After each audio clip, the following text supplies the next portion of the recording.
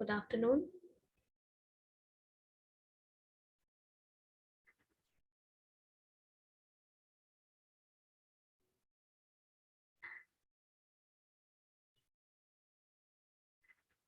People are joining, let them join.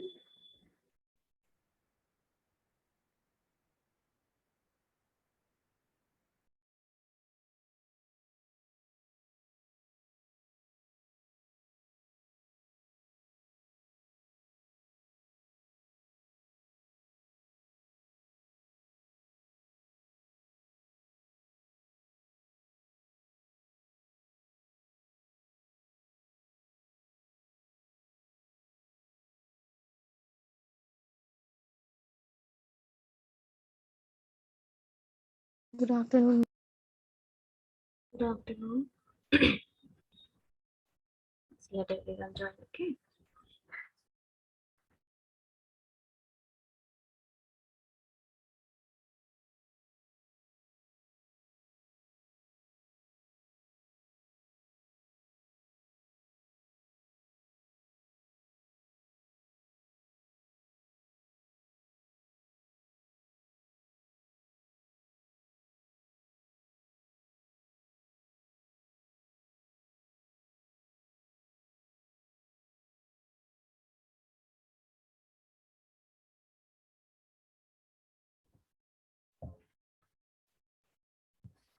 Let's start the class.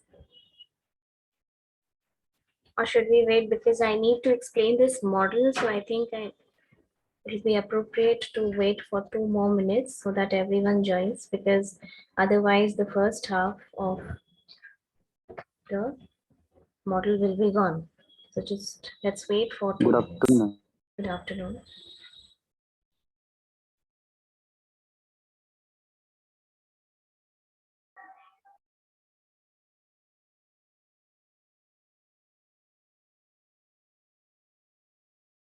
Good afternoon, ma'am. Good afternoon.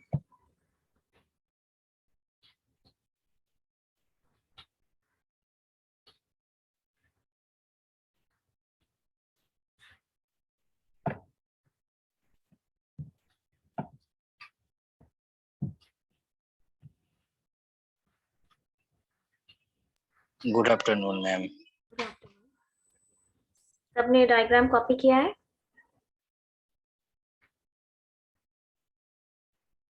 की हो copy कि नहीं की? Yes, ma'am, but थोड़ा है, थोड़ा बहुत ब्लड है, कोई बात Yes, नहीं, yes, ma'am. वो हम लोग yes, करेंगे ma'am. नहीं। और ये ओडी का लास्ट मॉडल है, ठीक है? इसके बाद कोई मॉडल नहीं है, इसके बाद आपका ऑर्गेनाइजेशन डेवलपमेंट खत्म हो जाएगा। एक दो छोटा मोटा टॉपिक अगर होगा हम देखेंगे, क्वेश्चन पेपर तुम्हारा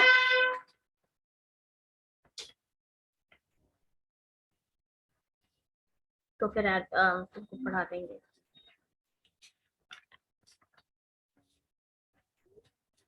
next we will move to the chapter performance appraisal.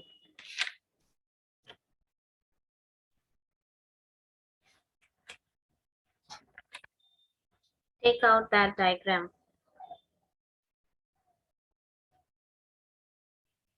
Switch on your cameras everyone. कुछ समझाना है, ऐसे नहीं समझाया जा सकता है। Please switch on your cameras.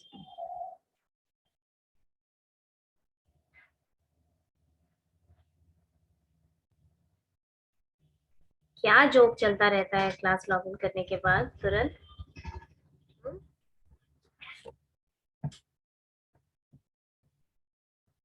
क्या हुआ मैम? क्या हुआ मैम? Organizational growth, ठीक है? Write down. This model is known as Grainer's model of organizational growth. GRI. Ma'am 1 minute रुकिए प्लीज। बाकी लोग भी कैमरा ऑन कर लीजिए। GRIENER, Grainer's model of organizational growth. It's okay Abha. Greiner's model of organisational growth. देखो, ये जो model है ये ग्रेनर का प्रपोज किया हुआ है, और ये मॉडल है ऑर्गेनाइजेशन में चेंज के लिए नहीं, ग्रोथ के लिए, ये याद रखना। This is a model for organisational growth.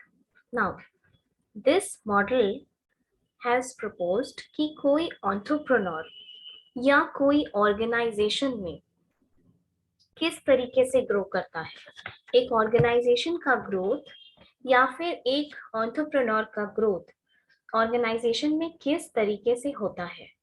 ठीक है, यही है Greiner's model of organisational growth. अब देखो, स्टार्ट करो, look at your figure and then try to understand. Okay, ये जो ग्राफ जैसा बनाया हुआ है ये model, this model proposes that the size of the organization has been given on y axis। देखो, size of the organisation y axis पे दिया हुआ है। डायग्राम निकालो, डायग्राम देखो, उसी से समझ में आ जाएगा। Size of the organisation y axis पे है ना, और Yes, ma'am. टाइम या एज x एक्सिस पे दिया हुआ है। मैम नहीं आ रहा समझ में। डायग्राम है, दिखाओ डायग्राम। इसीलिए कहते हैं ना डायग्राम ड्रॉ करके रखने के लिए, कॉपी करके। कौन बोला नहीं समझ में आ रहा है? मैम ब्लड आ रहा है मैम। ब्लड आ रहा है, ठीक है, इतना भी ब्लड नहीं है, तुम अभी इतना भी ब्लड नहीं है, उसमें जो छोटा बड़ा होगा वो अभी बोलेंगे तो तुम लिख लेना, लेकिन डायग्राम है कॉपी Yes, में। Okay ma'am. सुमन, डायग्राम है कॉपी में?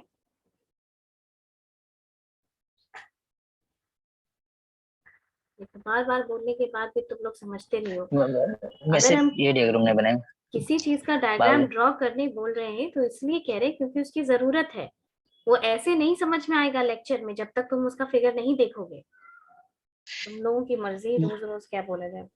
देखो, size of the organisation y axis पे दिया हुआ है। मैम और ड्रॉ किए हैं फिगर में। ठीक है, जो लोग किए अच्छी बात है, जो नहीं किए वो और भी अच्छी बात है। Size of the organisation y axis पे दिया हुआ है और टाइम एज वो x एक्सिस पे दिया हुआ है। Size of the organisation y axis पे, इसका क्या मतलब हुआ? इसका मतलब है, इसका मतलब है कि जैसे जैसे ऑर्गेनाइजेशन का साइज बढ़ता है, यानी जैसे जैसे ऑर्गेनाइजेशन एक्सपैंड होती चली जाती है और जैसे जैसे टाइम के साथ ऑर्गेनाइजेशन को बड़ा होना होता है, जिस ऑर्गेनाइजेशन को एक्सपैंड होना होता है उसमें किस टाइप का ग्रोथ आता है, किस टाइप की रुकावट आती है, यही इस मॉडल में दिया हुआ है, Greiner's model of organisational growth. Okay, दो तीन स्टार्टअप्स हैं, जैसे सी, जैसे ये सुने होंगे तुम लोग, MBA चाय वाला। Yes, ma'am. Yes ma'am. That person who has secured, who gave a turnover of more than 100 crores by just selling chai, and he's a young boy, right? Yes ma'am. ये एक तरीके चाय तो बहुत लोग बेचे, लेकिन इतना प्रॉफिट चाय में, there was this, you can treat as some kind of startup। ठीक है, उसी तरीके से बहुत सारी अदर ऑर्गेनाइजेशंस भी हैं, जैसे कि ओला, उबर, ये सब एक टाइम पे एक स्टार्टअप की तरह स्टार्ट किया, आज इतना बड़ा बिजनेस है इनका, है ना? ठीक है, क्या उनका बिजनेस जब स्टार्ट हुआ था और आज जो एक्सपैंड करने के बाद ये बिजनेस का जो कंडीशन आया है और फ्यूचर में जिस तरीके का ग्रोथ सीख कर रहा है ये सब बिजनेस ऑर्गेनाइजेशन, क्या ये ग्राफ बिल्कुल सीधा चला जाता है? नहीं होता है। No, no ma'am. मैम। आप इस फिगर को देखिए, इस फिगर में कहीं कहीं पे कट है, कहीं कहीं पर हेज लाइन है, जैसे रेजिस्टेंस का फिगर ड्रॉ करते थे ना 11th-12th में, Yes, ma'am. of course. Yes ma'am. वैसा है। नोटिस कर पा रहे हैं? ये सब यस रेजिस्टेंस मैम। है, ये सब प्रॉब्लम सिचुएशंस है, ये सब क्राइसिस सिचुएशन है ऑर्गेनाइजेशन की। ठीक है, ये जो रेजिस्टेंस जैसा बना हुआ है ये हर स्टेज का एक क्राइसिस सिचुएशन है, बस ये ध्यान रखना। अब स्टार्ट करो। पहला फेज क्या है? क्रिएटिविटी। ठीक है, the first phase is creativity phase. Creativity phase का मतलब क्या हुआ? क्रिएटिव होने का क्या मतलब होता है, बताओ? मैम कुछ अलग सोचना, कुछ अलग कर, कुछ अलग सोचना, इनोवेट करना, न्यू इनोवेशन। न्यू इनोवेशन, या फिर कुछ ऐसा इनोवेशन हो चुका है तो उसमें आप वैल्यू एडिशन करेंगे तो उसको भी क्रिएटिविटी बोलेंगे। जैसे बिजनेस में हमेशा क्रिएटिविटी चाहिए, you know, you cannot just Yes. invent one thing and keep on perpetuating your business with the same idea. New ideas, fresh ideas, a change of ideas is always welcome, क्योंकि आप change management पढ़ रहे हैं तो change का importance समझ में आता होगा अब। ठीक है, क्रिएटिविटी का क्या मतलब हुआ? जैसे उस चाय वाले ने सोचा कि अब हम लोग चाय का शॉप खोलते हैं, ठीक है, चाय के लिए स्टार्ट करते हैं। तो एक छोटा सा कहीं ढाबा जैसा या कोई शॉप जैसा उसने खोला होगा चाय बेचने के लिए।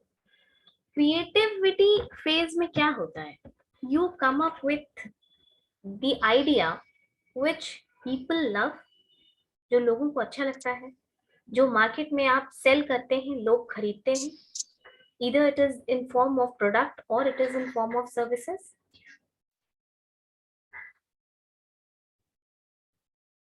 Am I audible? Yes, ma'am. Yes ma'am. तो क्रिएटिविटी फेज का क्या मतलब हुआ? That the entrepreneurs, they come up with the innovative ideas, they sell it to the people, people like it and then people buy it. ठीक है, देखो पहला creativity जहां पे लाइन दिया हुआ है, और उसके बाद इस क्रिएटिव स्टेज में क्या क्या होता है? आप नया प्रोडक्ट लॉन्च करते हैं, ठीक है, आपका जो ऑर्गेनाइजेशन बहुत छोटा सा है वो लर्न कर रहा है, अभी लर्निंग फेज में है क्योंकि आपने ऑर्गेनाइजेशन जस्ट सेटअप किया है, and you are focused more on getting your company established than the effectiveness. मतलब तुम जब ऑर्गेनाइजेशन को पहली बार स्टैब्लिश कर रहे हो तो तुम क्या करोगे? अगर तुम अपना प्रोडक्ट पहली बार बेच रहे हो तो तुम ये चाहोगे कि ज्यादा से ज्यादा लोगों तक तुम्हारा आइडिया पहुंचे, तुम्हारा प्रोडक्ट पहुंचे, तुम्हारी सर्विसेज पहुंचे। तो उसके लिए बहुत ज्यादा प्रमोशन वगैरह किया जाता है कि पहले आप अपना आइडिया तो सेल करें मार्केट में, उसके बाद हम देखेंगे कि ऑर्गेनाइजेशन को और इफेक्टिव और एफिशिएंट कैसे बनाया जाए, right?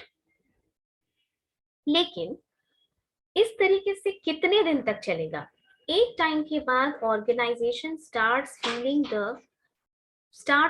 The importance of leadership, कि ऑर्गेनाइजेशन में कोई इफिशिएंट लीडरशिप नहीं है। अगर मान लो 4 दोस्त मिलकर के 3 दोस्त मिलकर के एमबीए चाय वाला खोला होगा, तो जब बिजनेस धीरे धीरे एक्सपैंड कर गया, लोग जान गए, सेलिंग होने लगा, तो क्या वहां पे किसी टाइप की कमांड या लीडरशिप की जरूरत नहीं होगी? या वही 3 लोग Yes, ma'am. मिलकर के बिजनेस को नेशनल और इंटरनेशनल बना देंगे? ऐसा नहीं होता है, नो मैम। ठीक है। तो पहला स्टेज ग्रोथ का क्या हुआ? क्रिएटिविटी। लेकिन this stage is the end of this stage is marked by a crisis which is called the leadership crisis. यानी ये स्टेज जब एंड होता है तो एक क्राइसिस की इंपॉर्टेंस फील होती है। किस टाइप का क्राइसिस फील करता है organisation? That is the crisis of leadership. यानी इनोवेटर्स तो हैं, क्रिएटिव लोग तो हैं, ठीक है, लेकिन आपको एक लीडरशिप की जरूरत है ऑर्गेनाइजेशन को रन करने के लिए। जैसे तुमने ये देखा एमएसएमई में बहुत सारा अचार, पापड़, ये सारी चीजें भी सेल होती हैं, गांव की औरतें बनाती है ना छोटा छोटा चीज, और बहुत अच्छा बनाती Yes, हैं। ma'am. लेकिन सिर्फ वो बनाती हैं इसलिए बिजनेस थोड़ी ना कर सकती हैं। You need to have a proper channel for that. You need to have somebody who is leading you to the markets, somebody who is telling you how to sell off your product। कि सबसे ज्यादा जैसे तुम देखोगे पटना में जब Lasa market वगैरह लगता है तो वहां पे एक काउंटर तुमको अचार वगैरह का भी मिलता है ना। ये सब अचार होममेड होता है और गांव की औरतें बनाती हैं, बल्क में बनाती हैं बिजनेस करने के लिए, और ये जहां जहां इंडिया में मेला लगता है वहां वहां वो सेल ऑफ करती हैं। तो वो जो 4 औरतें या 40 औरतें गांव में बैठकर अचार बना रही हैं, वो सिर्फ बिजनेस थोड़ी कर पाएंगी अगर उनको कोई लीडरशिप नहीं होगी तो, right? Similar is the case with organization. As your organization grows, जो creativity is fine क्योंकि उसी स्टेज के बाद आप अपना प्रोडक्ट एंड सर्विसेज बाहर मार्केट में लाते हैं, पर this stage is marked, the end of this stage is marked by a crisis which is felt by the organization. इस crisis का नाम है leadership crisis. देखो वहां लिखा हुआ है रेजिस्टेंस के पास crisis of leadership. Yes, ma'am. Check करो, कर लिए. ठीक है. तो पहला पॉइंट लिखो, पहला स्टेज ऑफ ग्रोथ क्या है? क्रिएटिविटी. क्रिएटिविटी में बुलेट पॉइंट्स लिखो जल्दी जल्दी. Entrepreneurs come up with innovative ideas.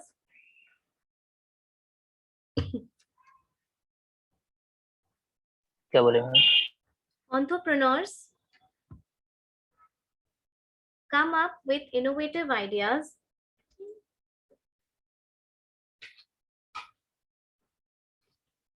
they sell it, people like it,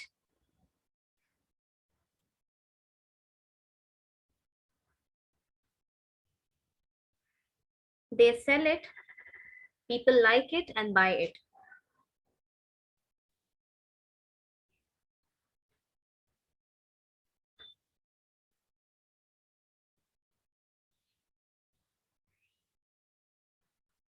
But the effectiveness part is related a lot to the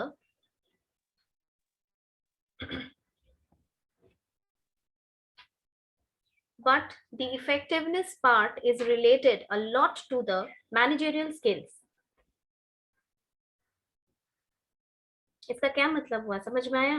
कि कोई भी ऑर्गेनाइजेशन बिना प्रॉपर मैनेजमेंट के नहीं चल सकती है, ठीक है.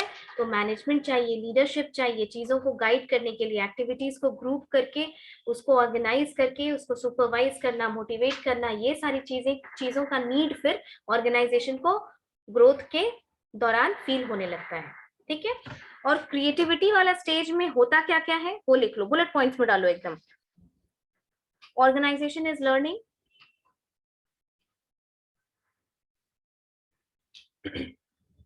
organization is learning,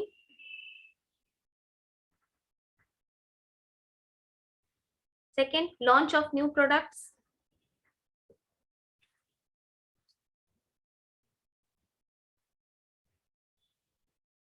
next, focus on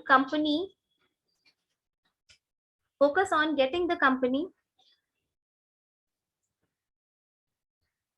focus on getting the company off the ground,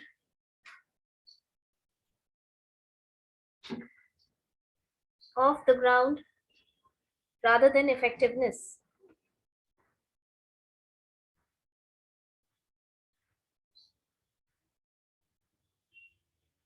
ठीक है, ये सब क्रिएटिविटी स्टेज में होता है. अब एक बात बताओ, अगर मैनेजमेंट की कमी फील होगी ऑर्गेनाइजेशन में, जो आदमी पैसा लगा रहा है बाहर का, इन्वेस्टर्स जो पैसा लगा रहे हैं, क्या वो पैसा लगाना चाहेगा? No, ma'am. नहीं लगाना चाहेगा ना, तो फिर ऑर्गेनाइजेशन का ग्रोथ रुक जाएगा. इसीलिए इस स्टेज पे क्राइसिस ऑफ लीडरशिप फील की जाती है. लिखो, the investors show a red flag. Next में लिखना है क्या? पॉइंट लग. इसी में लिखो, the investors show a red flag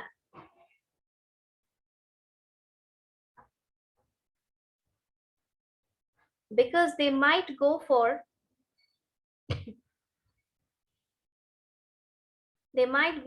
experienced leader.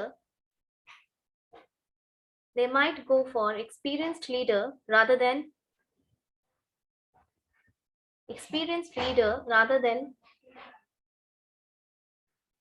new entrepreneurs.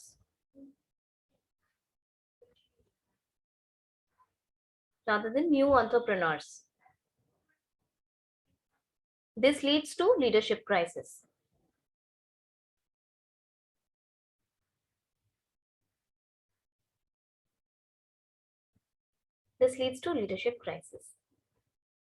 ठीक है. नेक्स्ट स्टेप देखो, फिगर देखो. नेक्स्ट स्टेप में नेक्स्ट स्टेज कौन सा है? डायरेक्शन. दिखा सब लोग? देख रहे हैं आप लोग? सेकेंड स्टेज डायरेक्शन का है, ठीक है. Second stage is of direction. अब देखो, इसमें लीडरशिप को कॉम्पेंसेट किया जाता है, यानी लीडरशिप लाई जाती है. कैसे? जो फ्रेश मैन, अब तुम सोचो कि एमबीए चाय वाला इतना बड़ा बिजनेस एक्सपैंड कर रहा है, वो पहले छोटे से लेवल पे शुरू किया, उसके बाद रीजनल बना, उसके बाद वो नेशनल तरीके से हो रहा है। इसी तरीके से बहुत सारा छोटा छोटा कैफे भी है जो पहले इनिशियल स्टेज पे, पटना में रेड ब्रिक्स का कैफे हाइड आउट है, मालूम है आपको? रेड ब्रिक्स जो है यस उसका, मैम। उसी का है कैफे हाइड आउट। तो ये सब छोटा छोटा स्केल पे बड़े होके and then they dream to expand themselves in Bangalore, in Delhi, in everything. इस तरीके से बहुत सारा बिजनेस एक्सपैंड हुआ है। Barbeque Nation chain of restaurants है। तो ये सब पहले स्टार्ट में छोटी ऑर्गेनाइजेशन थी, gradually they became a big organisation. तो हर ऑर्गेनाइजेशन जो ग्रो करती है उसको इस ऑलमोस्ट इसी टाइप का ग्रोथ देखना होता है। तो सेकंड वाले स्टेज में आता है डायरेक्शन। डायरेक्शन में क्या होता है? दे हायर न्यू मैनेजमेंट, ठीक है, दे हायर न्यू मैनेजमेंट। अच्छा, तुम लोगों को एक और एग्जांपल देते हैं। Nykaa companies, you know, girls know it, boys would also know it. It's a cosmetic ma'am. Brand. Yes ma'am. उसकी जो फाल्गुनी, फाल्गुनी में ये हाँ, वो जो है, उन्होंने क्या बताया कि initially we started off in a very small scale and then we started hiring people. ये समझ में आया इंटरव्यू में? क्योंकि फिर आपका बिजनेस एक्सपैंड करेगा, आपको अकाउंट्स के लिए लोग चाहिए होंगे, आपको मैनेज करने के लिए लोग चाहिए होंगे, उनकी सैलरी मैनेज करने के लिए एचआर के लोग चाहिए होंगे। तो this way what happens that you start your new management recruits in your organisation. तो आप धीरे धीरे ऑर्गेनाइजेशन में मैनेजमेंट बिल्ड करना शुरू करते हैं। जब इनिशियली स्टार्टअप होता है तो इतने लोग नहीं होते हैं, but gradually the managerial skills, the position holders, वो भी आते हैं ऑर्गेनाइजेशन में, ठीक है। तो बेटर कंट्रोल और बेटर मॉनिटरिंग देखी जा सकती है। अंडरस्टूड? ये समझ में आया? ये समझ में आया? यहाँ तक लिखो मत, अभी अभी पहले समझो उस स्टेज का क्राइसिस। यहाँ तक समझ में आया कि धीरे धीरे न्यू मैनेजमेंट के लोग आए, and then these management people they started forming new rules and regulations, और वो अपना better control, better supervision, manage होगी चीजें तो better control होगा, better supervision होगा। लेकिन धीरे धीरे देखा जाता है कि जब मैनेजमेंट आ जाती है तो ये क्या होता है, वो फिर अपना ही रूल्स एंड रेगुलेशंस बनाती है, ठीक है, क्योंकि क्रिएटिव चीजों को वो बहुत ज्यादा इंपॉर्टेंस नहीं देती है। फिर the creativity will lag behind to a great extent. Okay, they'll just lag behind to a great extent. ये मैनेजमेंट को लगता है कि चीजों को एक टिपिकल तरीके से करने से ही चीजें बेहतर तरीके से मैनेज होंगी, और वो कंट्रोल करने लग जाती हैं ऑर्गेनाइजेशन को। तो this stage is marked by, the end of this stage is marked by the crisis of autonomy. autonomy का क्या मतलब होता है?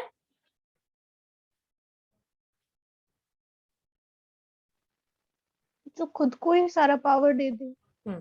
Single Yes, user. ma'am.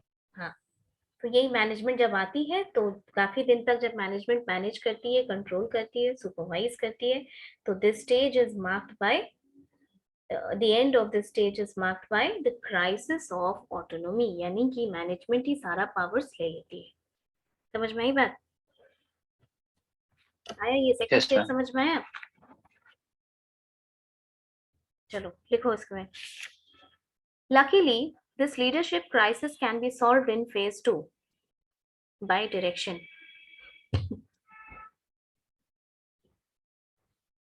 क्या बोले ma'am? Luckily, this leadership crisis can be solved in the phase 2 by direction.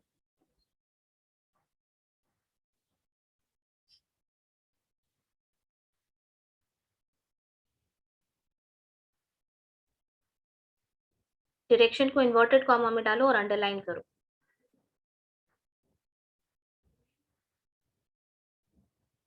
Here is hired new management that sets the direction.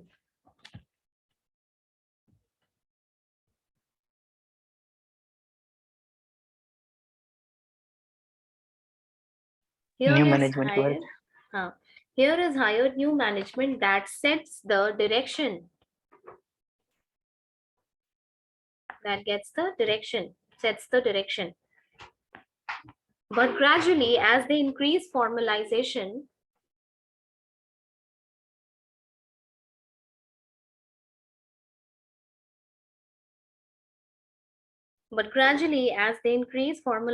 of work, better control and monitoring can be seen.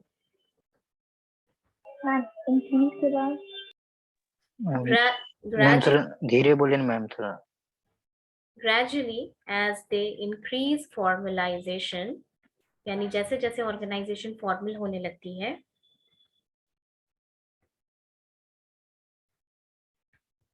gradually as they increase formalization of work, better control and monitoring can be seen.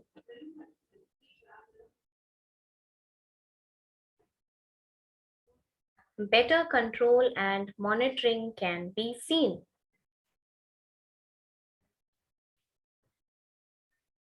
ठीक है? Yes ma'am. देखो, the phase is marked by the crisis of autonomy.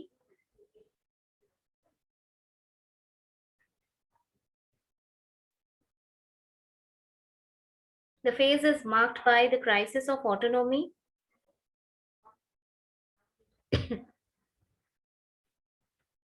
किसका autonomy होता है? जिनको higher किया गया था मैनेजमेंट का। ठीक है, चलो थर्ड स्टेज आओ। Third stage is delegation. देखो, delegation. The crisis of autonomy can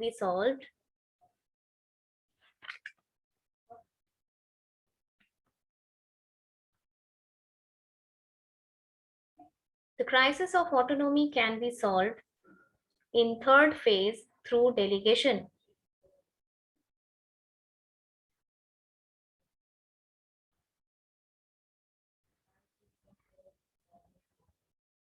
In third phase through delegation. ठीक है, देखो थर्ड फेज को ध्यान से देखो। थर्ड और क्राइसिस ऑफ ऑटोनॉमी के बाद वाला थर्ड फेज है। जैसे जैसे न्यू मैनेजमेंट आती है, न्यू मैनेजमेंट अपना रूल्स एंड रेगुलेशंस एस्टैब्लिश करने लगती है, ऑटोनॉमी की का क्राइसिस जनरेट होने लगता है। The management will start making its own rules and regulations and will stick so stringently with it that it almost looks like autonomy कि वो डिक्टेट कर रहे हैं। तो क्रिएटिव लोग काफी फ्रस्ट्रेट होने लगते हैं। ठीक है, क्योंकि क्रिएटिव लोगों की क्रिएटिविटी को अगर आप स्ट्रीमलाइन करना चाहेंगे तो उनकी क्रिएटिविटी हैम्पर होती है उस तरीके से, right? Always telling them what to do, how to perform, which way to go. Ma'am फिर से एक बार बोलिए। देखो, अगर क्रिएटिव लोगों को, जैसे पिछले वाले स्टेज में तुमने सेकंड स्टेज में क्या पढ़ा कि this stage is marked by crisis of autonomy. क्यों क्राइसिस हुई? इसलिए क्राइसिस हुई कि जो मैनेजमेंट को हायर किया वो अपना रूल रेगुलेशन बनाने लगे। हाँ, रूल रेगुलेशन बनाने से बेटर कंट्रोल तो होता है, बेटर सुपरविजन होता है, लेकिन क्रिएटिविटी फ्रस्ट्रेट होती है, राइट? अब मान लो कि इस कॉलेज में ये बोला जाए कि एक ही तरीका है बच्चों को पढ़ाने का और वो मैनेजमेंट डिसाइड कर दे कि यही तरीका है पढ़ाने का, इससे ना आप दाएं जा सकते हैं ना आप बाएं जा सकते हैं। लेकिन क्या ये इंडिविजुअल टीचर्स की क्रिएटिविटी को हैम्पर नहीं करेगी? हर टीचर एक ही तरीके से तो नहीं पढ़ाना चाहेगा, राइट? राइट, अलग अलग टीचर्स का पढ़ाने का अलग तरीका होगा। इसमें जो टीचर्स का तरीका पढ़ाने का कंप्लीटली अलग होगा उससे वो तो फ्रस्ट्रेट होंगे ना। यही एक यही स्टेज होता है ग्रोथ का, यही एक क्राइसिस होता है, क्राइसिस ऑफ ऑटोनॉमी। अब ये क्राइसिस ऑफ ऑटोनॉमी को ओवरकम कैसे किया जाएगा? डेलीगेशन करके, यानी थोड़ी लिबर्टी दी जाए लोगों को, पावर को डिसेंट्रलाइज करो। डिसेंट्रलाइज समझते हो?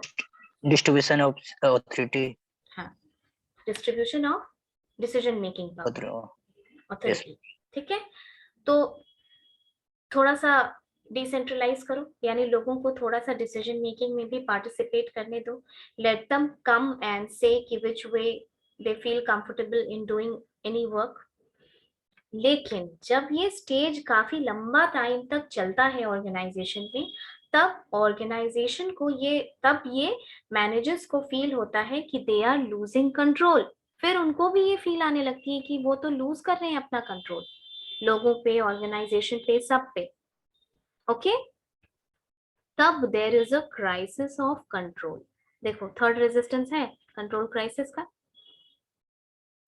यस देखो कंट्रोल क्राइसिस समझ में आया कि अब यहाँ मैनेजर्स को लगने लगा कि वो कंट्रोल लूज कर रहे हैं, तो this is the crisis which is called control crisis. ठीक है, यस मैम। चलो लिखो फटाफट लिखो।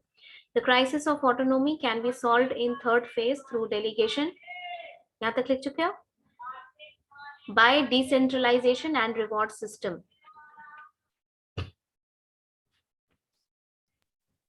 The crisis of ma'am, The crisis of autonomy,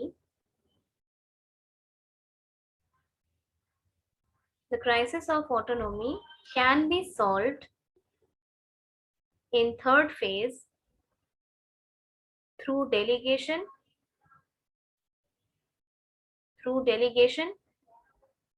by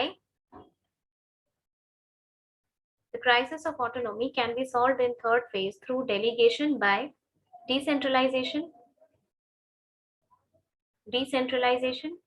and reward system.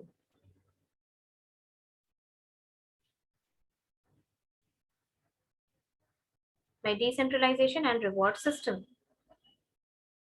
Reward system ma'am कैसे इसका बताइए। रिवॉर्ड सिस्टम, रिवॉर्ड पढ़ाए थे पेरोल में, याद है? यस मैम, बताए तो डिसेंट्रलाइजेशन, थे। यहाँ पे डिसेंट्रलाइजेशन का, अरे तुम्हारे सिलेबस में जो है हम सब पढ़ा ही चुके हैं तुम लोग को, इस ये ओडी और एचआरडी को छोड़ करके। अभी हम आगे पढ़ाएंगे तब तुम लोग बोलना। ये बीबीएम का लगभग एचआर तुम लोग का था ही ना सिलेबस में। डिसेंट्रलाइजेशन का क्या मतलब हुआ कि जो लोअर लेवल ऑफ लोग हैं जिनसे नॉर्मली डिसीजन मेकिंग में कोई किसी तरीके का मशवरा नहीं किया जाता था, उनको इन्वॉल्व नहीं किया जाता था, now they are being made a part of decision making, और कुछ अथॉरिटी उनको भी नीचे लेवल पे काम करने के लिए दी गई है। ठीक है, Yes. चलो। Here managers feel that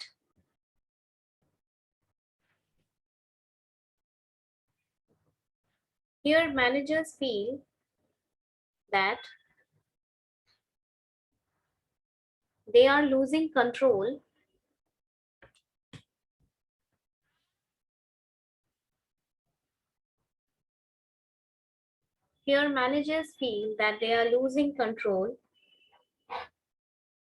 which leads to control crisis.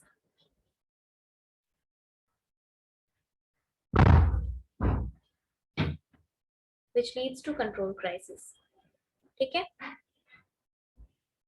अब मैनेजर्स को ये कंट्रोल फील हो रहा है कि इसका क्राइसिस फील हो रहा है। ठीक है, व्हाट इज नेक्स्ट देन? इस कंट्रोल क्राइसिस को कैसे सॉल्व किया जाए?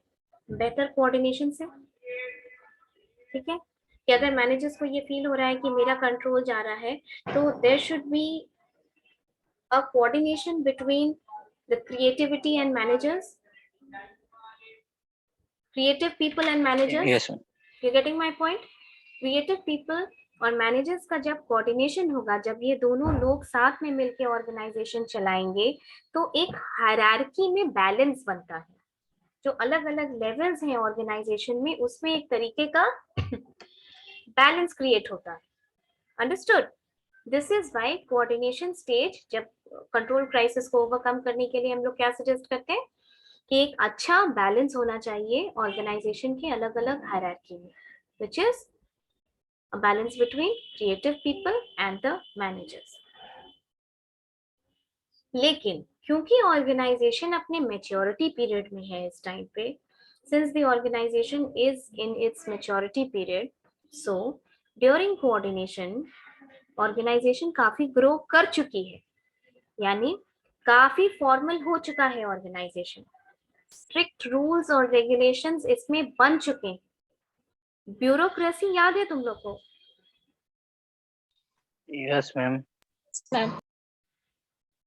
याद है यस ब्यूरोक्रेसी क्या होता है? Bureaucracy management. क्या होता है?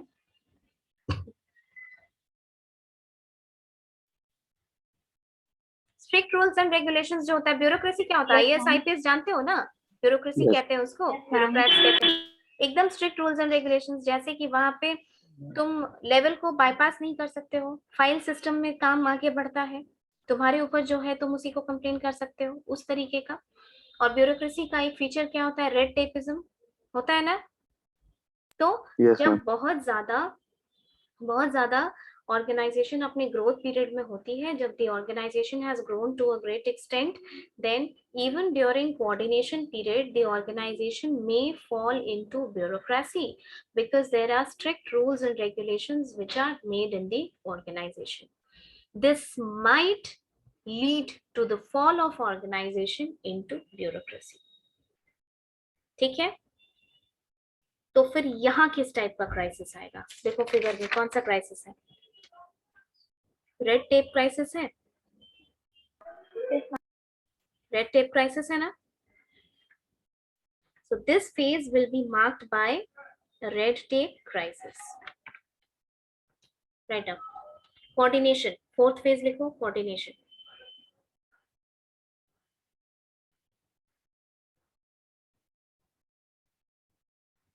देखो, control crisis is solved by coordination.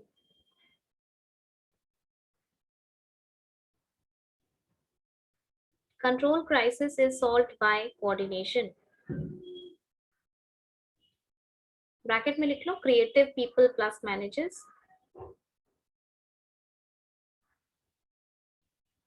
Creative people plus managers. It creates a balance between hierarchical structures, hierarchical levels, sorry. Creates a balance between hierarchical levels.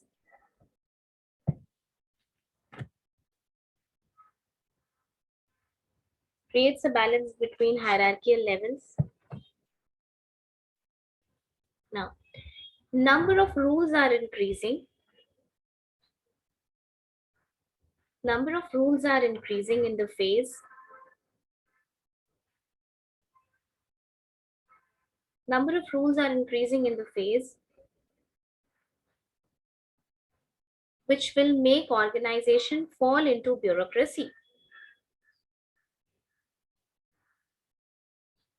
Number of rules are increasing in the phase, which will make the organization fall into bureaucracy.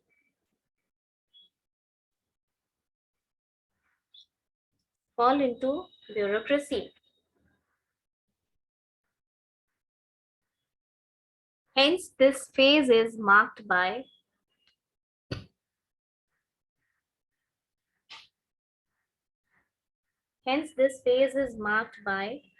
red tape crisis.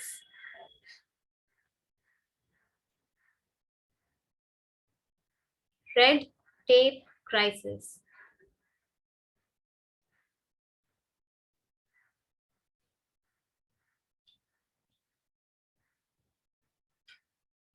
This phase is marked ma'am ये by भी तो autonomy crisis ही हुआ ना। No, this is not autonomy crisis. Autonomy का मतलब होता है कि कोई एक ग्रुप ऑफ पीपल के हैंड में पावर सेंट्रलाइज्ड है। रेड टेप क्राइसिस का मतलब है कि तुम्हारे ऑर्गेनाइजेशन में इतना रूल्स एंड रेगुलेशंस है, इतना ज्यादा फॉर्मलाइजेशन है, कम्युनिकेशन का मीडियम भी इतना ज्यादा फॉर्मल है, लीडरशिप भी इनफॉर्मल नहीं है, सब फॉर्मल है, कि काम करने के तरीके में प्रॉब्लम हो रहा है। Creativity is still taking a back seat here. ठीक है, नेक्स्ट लिखो, fifth phase, this is the last phase, collaboration.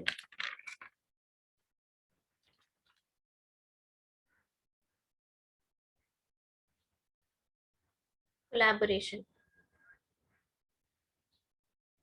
देखो, इस फेज में फिर ऑर्गेनाइजेशन को ये रियलाइजेशन होता है कि बहुत ज्यादा ब्यूरोक्रेसी से, बहुत ज्यादा ऑटोनॉमी तो पहले ही हमने पढ़ा, बहुत ज्यादा bureaucratic approach to management in your organization is not suitable for the overall growth of your organization. ठीक है, तो अब इस चीज को कैसे दूर किया जाए। रेड टेप क्राइसिस, ब्यूरोक्रेसी का क्या मतलब होता है कि जो ऊपर वाले हैं वो कमांड दे रहे हैं और इतना स्ट्रिक्ट रूल्स एंड रेगुलेशन है कि आप कुछ नहीं कर सकते। तो इसका जो एक सजेस्टेड मेजर्स है वो ये दिया गया है कि अब ऑर्गेनाइजेशन कोलैबोरेशन पे ध्यान दे। कोलैबोरेशन मतलब साथ में मिल के काम करना। तो साथ में मिल के काम करने से कैसे काम होगा? आप थोड़ा सा लोगों को लिबर्टी देंगे। When you give liberty to people then only they will be able to work ना इन कोलैबोरेशन। कोलैबोरेट करके करने का क्या मतलब होता है? You are working in a group, like a group. So unless and until this is provided to people, this freedom is provided to people through spontaneity, कि अगर कुछ spontaneous हो रहा है तो उसको भी वेलकम कीजिए, सोशल कंट्रोल को थोड़ा सा लिबरलाइज कीजिए, and you move to an organic structure. Organic structure मतलब मैकेनिकल नहीं होना चाहिए। There should be flexibility in the organization for communication, for some new ideas, for anything which is informal। ठीक है? और इस ग्रोथ मॉडल में इस स्टेज पे क्या क्राइसिस होता है ये नहीं बताया गया है। कहने का मतलब कि इसी तरीके से जब ऑर्गेनाइजेशन ग्रो करना शुरू करती है तो one after another it faces crisis at different stages of growth which it needs to overcome. तभी ऑर्गेनाइजेशन ग्रो करती है। समझ में आई ये बात? ये मॉडल समझ में आया? मैम तो इसके ऊपर वाले ब्लॉक में क्या था वो दिखा कुछ नहीं लिखना है, वो है ही नहीं कुछ, इसीलिए तुम लोग को नहीं दिखा। ठीक है? There is nothing in there, वो डिफाइन नहीं किया गया। चलो कोलैबोरेशन में लिखो, bureaucracy is not good for an organisation.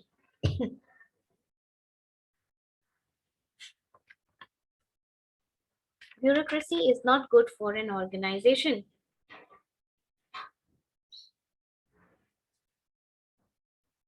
So this problem is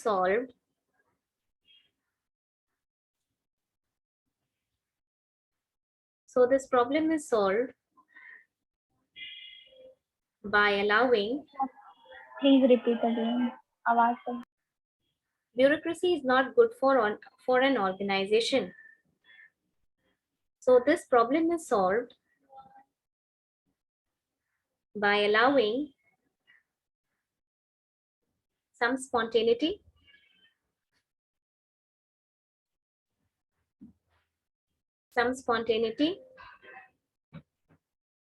free social control,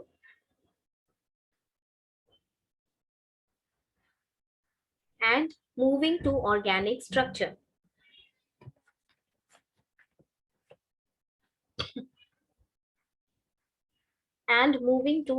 structure. बस ये मॉडल यही है। फिगर देख के समझे तो समझ में आया? Yes ma'am. नो मैम, आप बताइए तो समझ रहा हूँ। अच्छा नहीं मेरे कहने का वही मतलब है कि फिगर सामने में रख के फिर बताएंगे तो ज्यादा समझ में आएगा। ऐसे कैसे समझ में आएगा? Muskan, I don't expect that, don't worry. Okay, so with this we complete this chapter OD, और नेक्स्ट क्लास से आपका परफॉर्मेंस अप्रेजल शुरू करेंगे। लेकिन उसके पहले I will take your marquee. Okay, your marquee today is what? Today is money, you find it out, तुम ढूंढ के आना। नेक्स्ट क्लास में तुम ही से पूछेंगे। ब्यूरोक्रेसी का ये मैं मार्क्यू तो लिए थे ना फरवरी के स्टार्टिंग में। मार्क्यू लेना है आपका? हाँ, तो मार्च में लेंगे। नहीं, अभी लेंगे, मार्च में ले लेंगे। ठीक है? मार्च बोली थी आप। No.